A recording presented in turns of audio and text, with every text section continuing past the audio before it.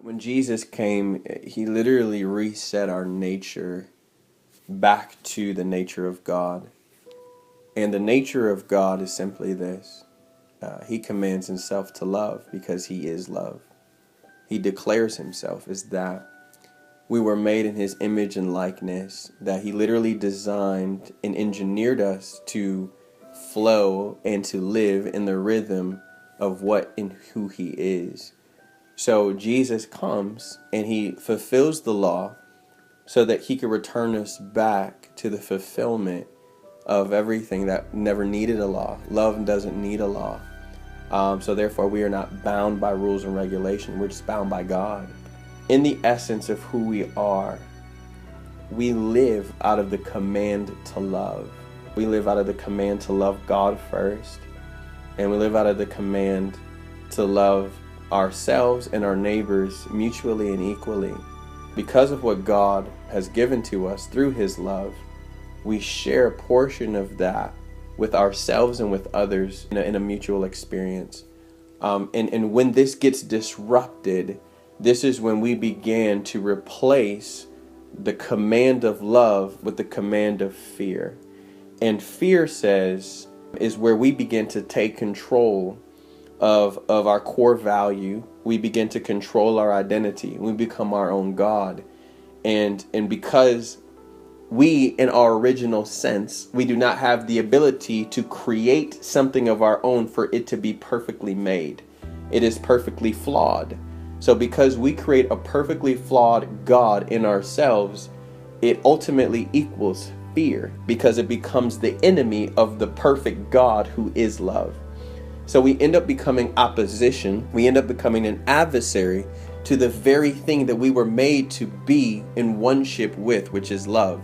So therefore, whenever we experience traumatizing relationships or experiences with people, whether it be sexually, emotionally, mentally, or psychologically in any way, any internal battle where we have lost our experience with a relationship where they were commanded to love and they didn't fulfill their command, that is a place that we have to go back to and allow God to fulfill that for them.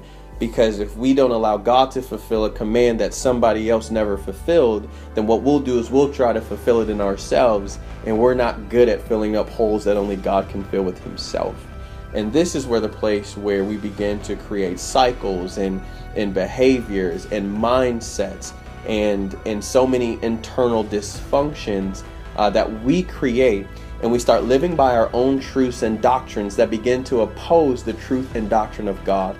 God is not a liar, but we are. And what we've allowed that place where someone did not fulfill their command to love.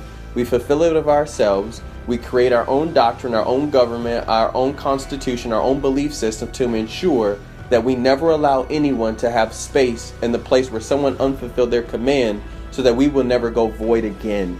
And so what we do is we create our own lies, our own deceptions to fill up that space. It never actually gets filled, even by trusting in ourselves.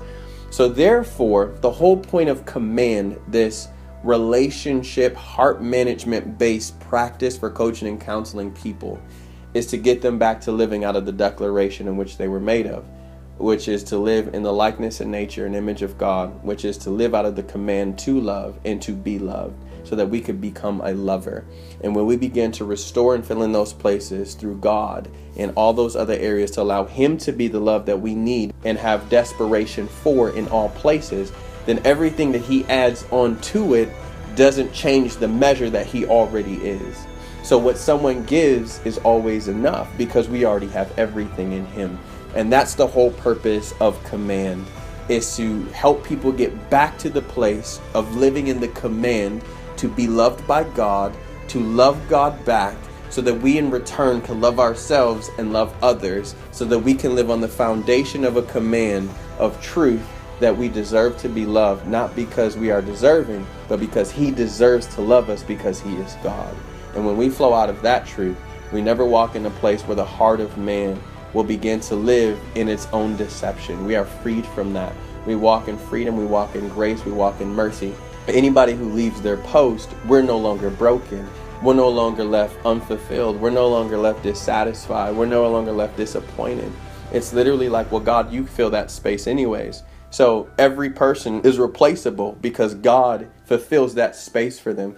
There is no such thing as experiencing a human heart or a human exchange that God cannot fill himself.